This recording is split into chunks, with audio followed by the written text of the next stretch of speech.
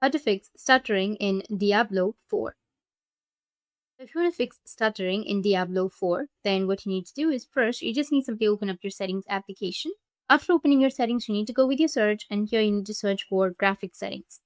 After opening your graphic settings, you need to turn on the option of hardware accelerated GPU scheduling. Then you just need to simply go with the browse section, and here you need to go and browse your game, which is Diablo 4. Once you've added your game, your game will be shown right here. So for example, I have this application, so I'll just simply click on it.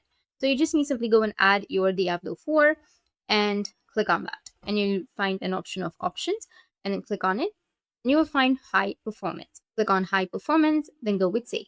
Now you can close this down. Now always keep in mind that when you're running the game, make sure that you don't have applications running in the background.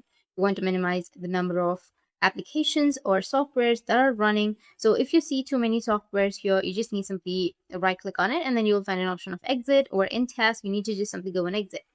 After exiting, and now the second thing you need to do is press Windows and R keys together. And here you need to enter percentage, 10 percentage, and then click on OK.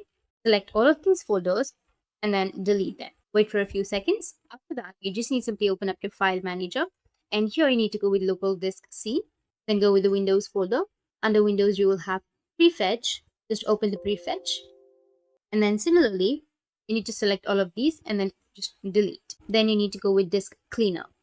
Search for disk cleanup and then click on it. Select the disk, then click on OK.